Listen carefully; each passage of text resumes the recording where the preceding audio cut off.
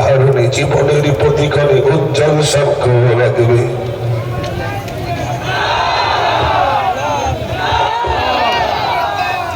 ভারতের জমিনে আমাদের স্বজনে রকম সম্পদ থাকবে, যুগে যুগে মহারণী জীবনের প্রতিক্ষণে উজ্জ্বল সাক্ষ্য রাখবে।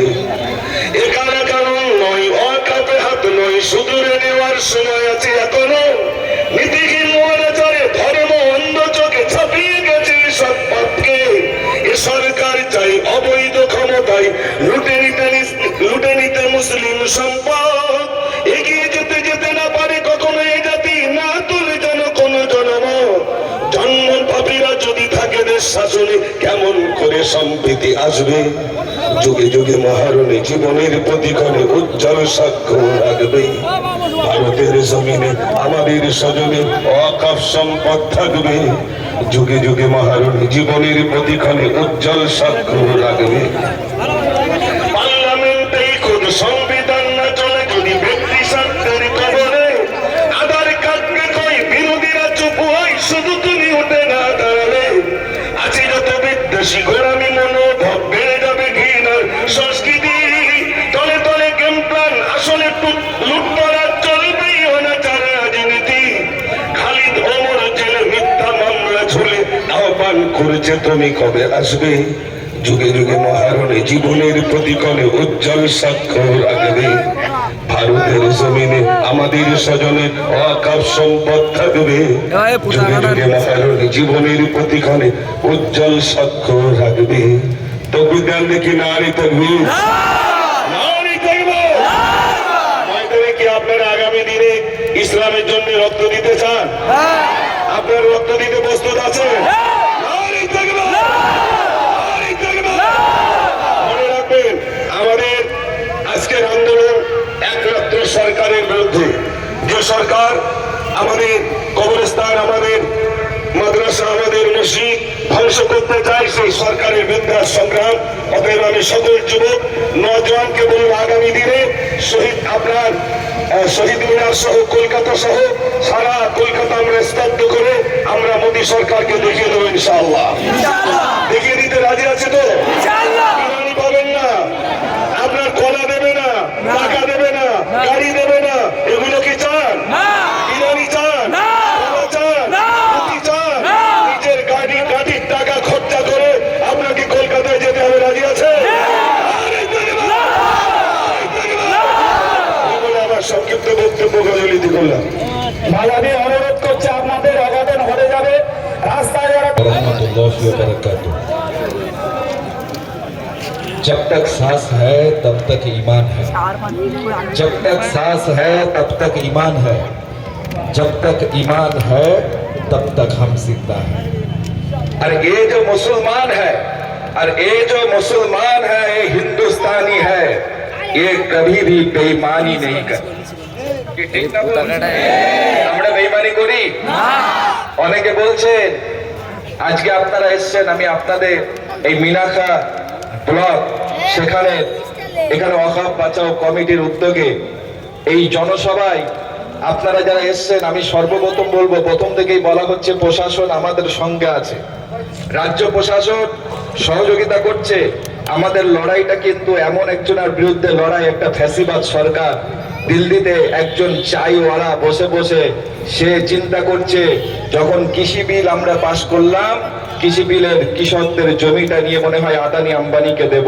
দেখলো কৃষকরা এই আইন প্রত্যাহার করে নিল, তাহলে আদানির থেকে ইলেকশনের টাকা নিয়েছিলাম, তাদের কোন জমি দেব? এখন আর দুর্বল কারা? এই সংখ্যালঘু মুসলমানকে চেপে ধরে এদের অকাপ সম্পদগুলো নিয়ে আদানি আম্বানির কাছে বিক্রি করে।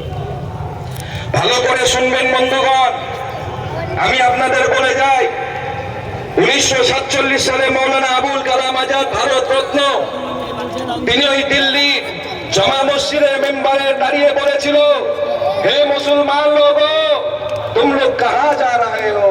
ये मिट्टी हमारा है, ये देश हमारा है, मुल्क हमारा है, हमारे मौत के बाद ये मिट्टी में हमारा कब्र होगा।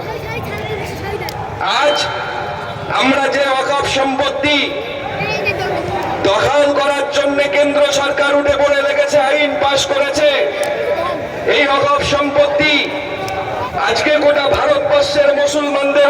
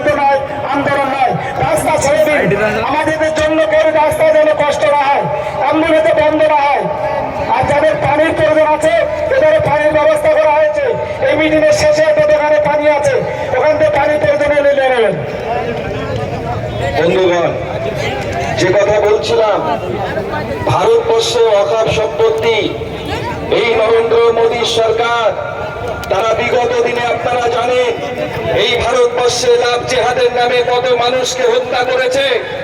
এই নরেন্দ্র মোদী সরকার বিগত দিনে তারা আমাদের মনের জায়গা বাবরি মসজিদকে কেড়ে নিয়ে রাম মন্দির করে দিয়েছে। এই নরেন্দ্র মোদী সরকার 3 তালাক বিল পাস করে কোরআনের আইনের বিরুদ্ধে মুসলমানদের অত্যাচার করেছে। আর শুধু আমরা ঘরে শুয়ে শুয়ে এরকম মিছিল করেছি আর বলেছি যে প্রত্যাহার করতে হবে, আইন প্রত্যাহার করতে হবে, সব হয়ে গেল, আমরা আবার মুসলমান ঘরে গিয়ে ঘুমিয়ে পড়েছি। তাদের সাহস বেড়ে গিয়েছে। আরে জাতির কোরআনের বিরুদ্ধে বললে এরা কিছু করে না। 2 দিন রাস্তায় এসে শুয়ে থাকে, 3 দিনের বেলায় ঘরে গিয়ে শুয়ে পড়ে। এ জাতির যখন লাভ জিহাদের নামে যুবকদেরকে হত্যা করা হবে, জাতি ঘরে শুয়ে থাকবে। এ জাতিকে যখন আমরা মসজিদ কেড়ে নিয়ে মন্দির বানিয়ে দেবো, জাতি শুয়ে থাকবে। জ্ঞানবাপী মসজিদ দখল করবো, এরা শুয়ে থাকবে। আজমির শরীফ দখল করবো, এরা শুয়ে থাকবে। কিন্তু না, আমি মনে করি এই ভারতবর্ষে মুসলমান, এই ভারতবর্ষের সংখ্যালঘু যুবরা, বিশেষ করে আজ পশ্চিম বাংলার বুকে যেখানে মোজাদ্দেদুজ্জামান পীর আবু বকর সিদ্দিক, যেখানে বসিরহাটের আল্লামা রুহুল আমিন, যারা স্বাধীনতা সংগ্রামী ছিল, তারা আমাদেরকে বলেছে ভারত আমাদের, আমরা লড়াই করেছে আমাদের আকাবিররা, তারা লড়াই করে আমাদের এই ভারতের স্বাধীনতার সাথ দিয়েছে। আমরা তার উত্তরসূরি হিসাবে আজকে যারা এসছেন মনে রাখবেন, আমার আপনার এই গরমে কষ্ট কি হচ্ছে? আমাদের এই কষ্ট হচ্ছে। আজকে এরকম লড়াই, এত সূর্যের আলোর লড়াই, যদি আল্লাহর ঘর ওই মসজিদ কারার চেষ্টা করছে, কোথাও কব সম্পত্তির ঘরগুলো নিয়ে নেওয়ার চেষ্টা করছে, আমার আপনার কবর দেওয়ার জায়গা, এই সরকারের উদ্দেশ্য হলো ওয়ান নেশন। এরা চাইছে এক দেশ এক আইন। আরে মুসলমান বললে আগে ওয়াকফ সম্পত্তির কবরস্থানগুলো কেড়ে নিয়ে খেলার মাঠ করো, তারপরে বলবো এদেরকে পোড়াতে হবে, কবরের জায়গা নেই। কিন্তু মনে রাখবেন, আজকে আমরা আর হাতে ছুরি পড়ে বসে নেই। আজকে যদি এই ভারতবর্ষে ওই হরিয়ানা পাঞ্জাবের কৃষকরা কৃষি আইন যখন তৈরি হলো, তার ওই আইন প্রত্যাহারের জন্য দীর্ঘদিন দিল্লির রাজপথে লং মার্চ করে বসেছিল, যেখানে ওই কৃষকদের যুবক তাজা তাজা ছেলেগুলোকে ওই দিল্লির একজন নরেন্দ্র মোদী চায়ওয়ালার একজন কুৎসিত ওই সরকারের তার দালালগুলো এমন করে গুলি করে করে 700 কৃষককে হত্যা করেছিল। মনে রাখবেন, এ মুসলমান জাতি এমন একটা জাতি, আমরা লিল্লাহিয়াতের জন্য যদি আপনি মনে করেন মুসলমানের সব কেড়ে নেবেন, শুধু রসুলের সুন্নাত মেসওয়াকটা করতে নিষেধ করে বাধা দেবেন, এই মুসলমানের কাছে কাপড়ের কাপড় থাকতে এরা ঘরে শুয়ে থাকবে। বন্ধুগণ, তাই আমি মনে করি যদি দিল্লি হরিয়ানা এমন করে পাঞ্জাবের কৃষকরা 700 কৃষক জীবন দিয়ে তারা যদি কৃষক আইনকে প্রত্যাহার করতে পারে, আরে মুসলমান জাতি লিল্লাহিদের জন্য, আল্লাহর জন্য নিজের শরীরে রক্ত থাকতে এরা কাপড় বেঁধে ওই দিল্লির লং মার্চে গিয়ে। বন্ধুগণ, এই মুসলমান জাতি বসে নেই। আমাদের ঘরের যুবকদেরকে অনুরোধ করছি, তোমরা বাবা আর পাবজি, তোমরা চায়ের দোকানে সময় দিও না। এই লড়াই আজকের শুধু এই মালঞ্চ বাজারের লড়াই না, এই লড়াই আগামী দিন প্রত্যেক জায়গায় হচ্ছে হবে। আগামী 26 তারিখ মুসলিম পার্সোনাল ল বোর্ড কলকাতা ব্রিগেড ডাক দেওয়া হয়েছে সর্বদলীয় মিলে, সেখানে আপনাদের উপস্থিত চাই। যদি সেখান থেকে বার্তা দেওয়ার পরে এই সরকারের ঘুম না ভাঙে, কেন্দ্র সরকারের, আমরা লাখ লাখ নয়, এই ভারতবর্ষের মুসলিমরা, এই যুবকেরা কাপড়ের কাপড় নিয়ে লং মার্চ করে দিল্লির ময়দানে বসে 7 লক্ষ মুসলমান যুবক, কেন এরা 7,000 কেন 7 লাখ মুসলমান, এদের কাপড়ের কাপড় মাথায় বেঁধে এদের জামার বোতাম খুলে দিয়ে ওই বন্দুকের সামনে আমরা লিল্লাহিয়াতের জন্য দাঁড়িয়ে যেতে পারি। ঠিক না বল? পারবেন তো? আমাদের লড়াইটা কিন্তু এখানে শুয়ে থাকার লড়াই না। আমি আপনাদের বলছি, প্রতিটা জায়গায় লড়াই হচ্ছে, আপনারা সমস্ত জায়গায় একত্রিত হন। যারা পিছনে আসছেন রাস্তাটা খালি রেখে পিছনে পিছনে দাঁড়ান, একটু তাকবীর দেন, নারে তাকবীর, নারে তাকবীর, নারে তাকবীর। সুদূর ঘোরাবেন না, কুশপুতুল পড়াবেন না, টায়ার জ্বালাবেন না, এটা বেআইনি কাজ। শুধু কুশপুতুল পড়ে নরেন্দ্র মোদীর এই পোয়ালি যে আমরা দেশ মানে বাতিল হয়ে যাবে এটা নয়, সেই সামনাসামনি লড়াই হবে। মুসলমান বীর পুরুষ সামনাসামনি লড়াই, কুশপুতুল পড়াবো না এবং টায়ার জ্বালাবো না, রাস্তা খালি করে দেই, সামনে চলে আসি। ভাইরা আমার, বন্ধুগণেরা, আমি শেষে এতটুকু বলতে চাই আপনাদের যে আপনারা যখন আমরা ভারতবর্ষের মুসলিম, আমরা সংবিধান মানি, আমরা সম্প্রীতির কথা বলি, কিন্তু মনে রাখবেন যে কেন্দ্র সরকারের প্রতিনিধি আজকে পশ্চিমবাংলায় আছে, এমন এমন প্রতিনিধি তারা বলছে সংখ্যালঘু মুসলিমদের চ্যাংদোলা করে ফেলে দাও। আমি মনে করি এই সম্প্রীতি লাগবে না। যারা মানবিক দিক থেকে অন্য সম্প্রদায়ের মানুষ আমাদের সঙ্গে লড়ছে, আপনারা দেখছেন, আমরা এই ধরনের মানুষকে যারা সম্প্রীতি বোঝে তাদের সঙ্গে আমাদের সম্প্রীতি থাকবে। যারা মনে করবেন সংখ্যালঘু মুসলমানদের অত্যাচার করবেন, আমরা চুড়ি আর শাড়ি পরে বসে নেই, আমাদের লড়াই চলবে, চলবে।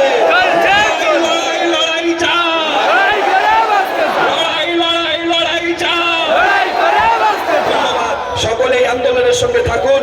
আর আগামী 15 তারিখ বসিরহাটের শহরের উপরে চাকা বন্ধ করা মহা মিছিল হবে। সেদিন বেলা সকাল 9টায় দরবার শরীফে মাওলানা বাগে জমায়েত, ওখান থেকে র্যালি বেরোবে 10টায়। সকলের আহ্বান থাকলো, আসবেন।